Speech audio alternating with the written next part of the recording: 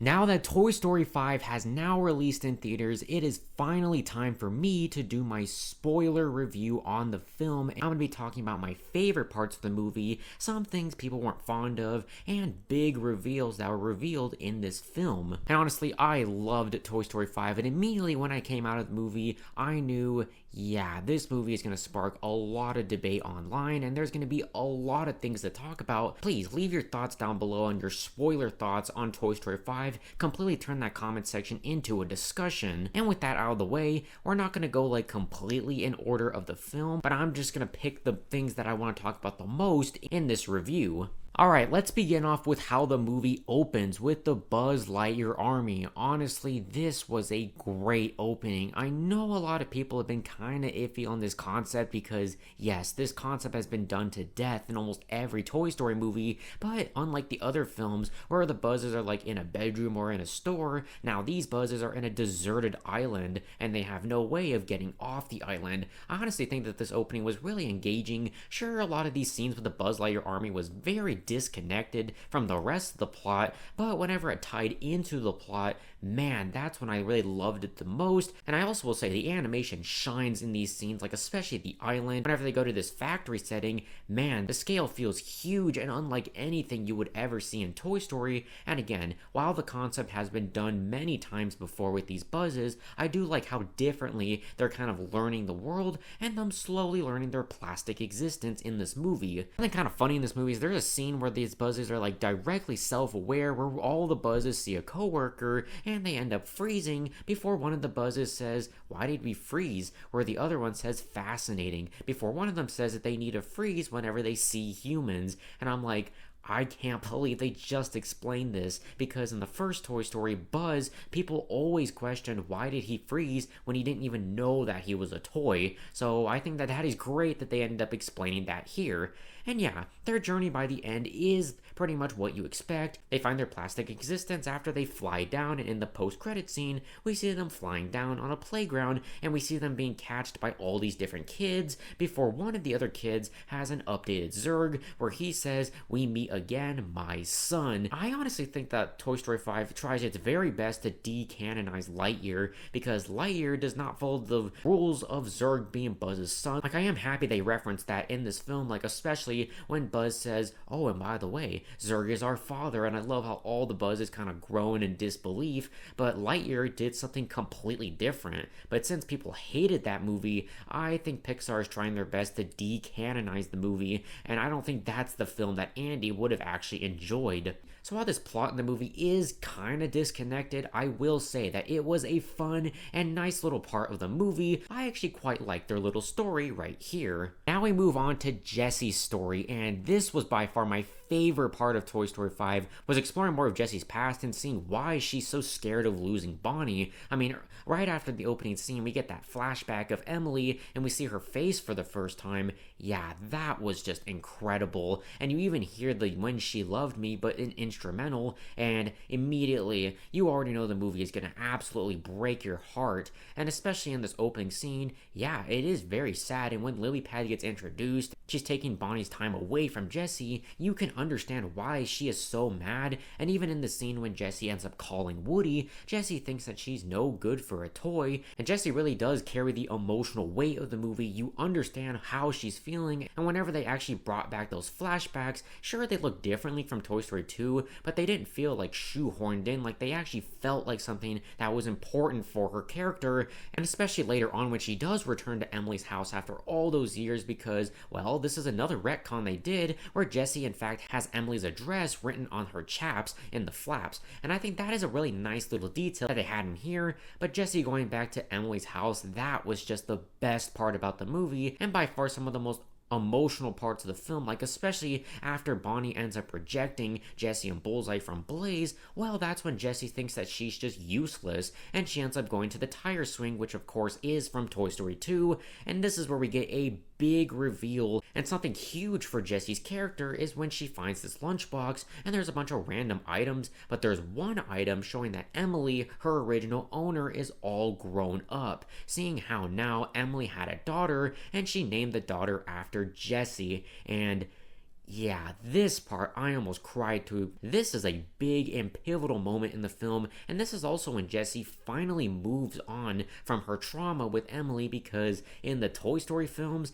well, we've seen since Toy Story 2, she's never been able to move on from that past. So it is nice in this movie that they finally found closure with that storyline, and I loved how they kind of tied it all back as like one big full circle moment. And one last praise I want to give for Jessie is what they do with Buzz, because I know a lot of people didn't like Buzz's role in the fourth movie, but here they do a lot more with Jessie and Buzz's relationship, and especially with how the movie ends. I'm glad the way the film ended because they're definitely going to make a Toy Story 6. Yeah, I want to see Buzz and Jessie's relationship explored a lot more, and even Buzz and Jessie end up kissing in the movie, and I loved that scene in the film, and by far the best part, and just seeing the relationship finally more developed than it's ever been in the franchise. That was what I loved about this movie. Was yeah, people could question if it's necessary or not, but these storylines are very much justified, and these are characters that you love, so seeing them finally progress and change a lot more, man, I love that. Now let's move on to one of the more fascinating parts of this movie was Lilypad. Man, I quite enjoy her character of how she's not a complete antagonist. While her and Jessie are complete polar opposites, the actor that plays her, Greta Lee, said it best, that they just want to help Bonnie. And honestly, I loved that about Lilypad. She just wants to make Bonnie happy and make her more social, but she thinks that Jessie and the rest of the toys are making Bonnie look like a baby, and she thinks that the best option is to just separate the toys from Bonnie. And while that was not okay for Lilypad to do, you understand why she's doing it. She's not trying to be malicious, but she's just trying to help her kid find new friends. But we see later on in the movie that it goes downhill as Lilypad, she contributes to the whole message of the film and the whole thing about technology and how to manage and use it properly, but we also see in the movie of how kids are so addicted to technology nowadays, and we see with Lilypad that Bonnie pretty much doom scrolls and gets addicted to the tablet too. I love how by the end there's not really like a definitive answer to if technology is good or bad, it's just about how to use it, and there's not really a definitive answer as of yet.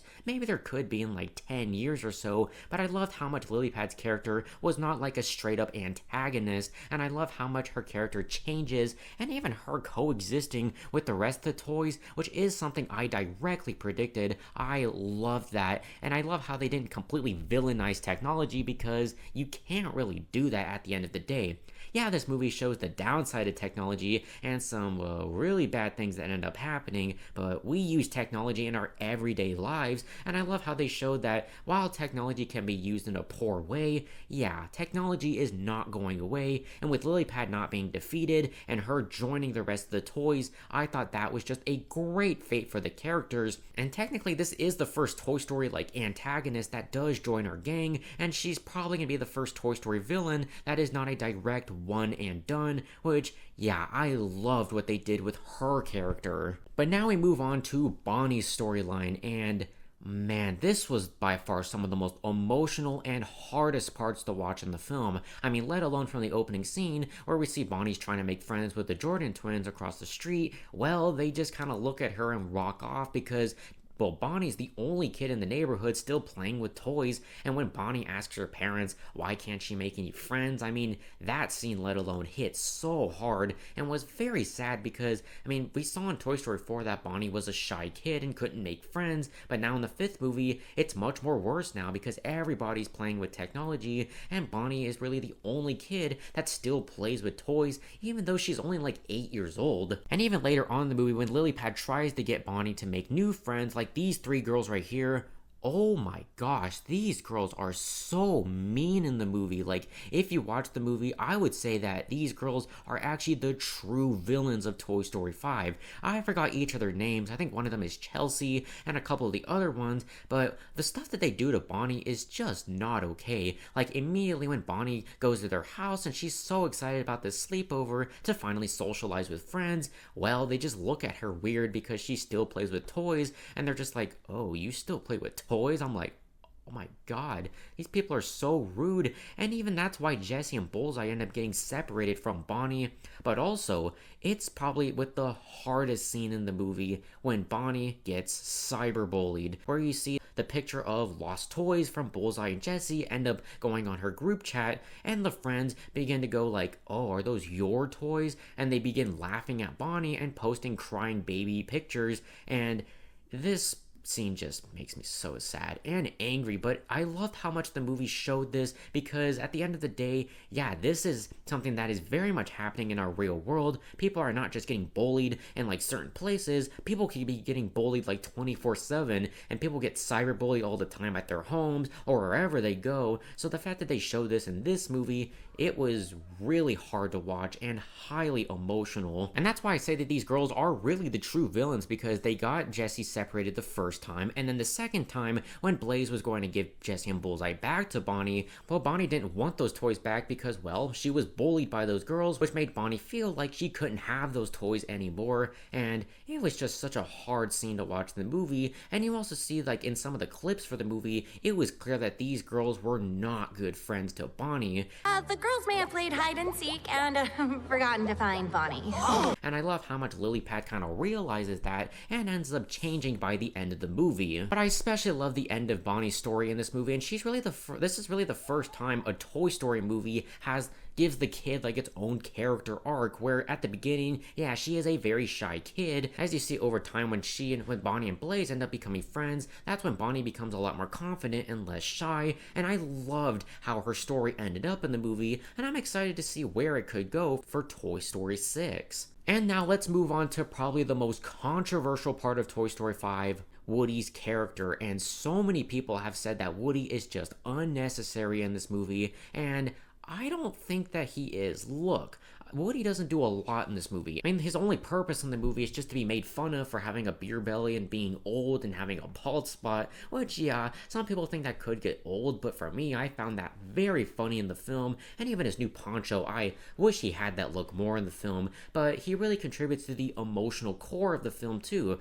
Like when Jessie thinks that she's no good enough for a toy, Woody is there to comfort her, or when Buzz is sad that Jessie is gone, he is there again to comfort. He doesn't really have much purpose, and I would say, yeah, I think Woody's story is pretty much over in Toy Story, but at the end of the day, the creator said you can't have a Toy Story movie without Woody and Buzz together, and honestly, I liked seeing those characters together a lot more, considering that they've been separated for so many of the past films. Finally seeing them working together, even though they are essentially side characters, I still very much liked how they utilized these characters.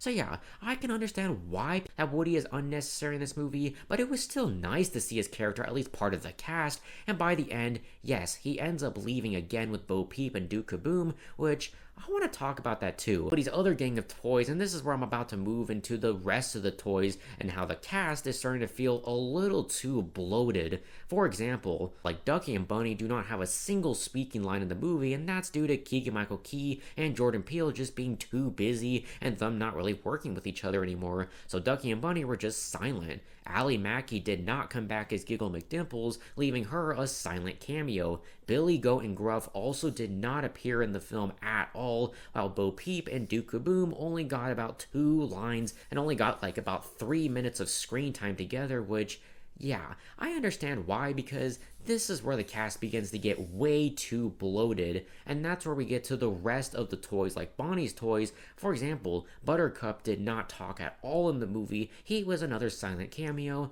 But the Little Green Men, I feel like they're doing them a little too disrespectful, because in the third movie, they ended up saving the toys' lives, where now in this movie and in the fourth movie, they have no speaking dialogue, and they just become background characters that just blend in, and in fact, they disappear for a huge part of the movie, and it's like, what the heck? But also, with like Mrs. Potato Head, she also doesn't speak till the end credits, while Rex, Ham, and Slinky and some of the other toys don't really get that much of lines, and they don't really have any purpose to be here, other than the fact that it's a Toy Story movie, and they're in every other film. I will say, Mr. Potato Head, though, he did not have a lot to do either, but the new voice actor that plays him, Jeff Bergman, I very much loved the new voice they had for Potato Head. I bet they're arguing over getting rid of us. Oh, see them fighting again. It sure is. But other than that, I understand why they did this because the cast is getting exceptionally large, and at this point, I mean, you gotta focus on the new characters, which I will admit, I love Smarty Pants, Atlas, and Snappy, and focusing on Jessie's character, I will be like, yeah, I love focusing on these characters, and I don't mind that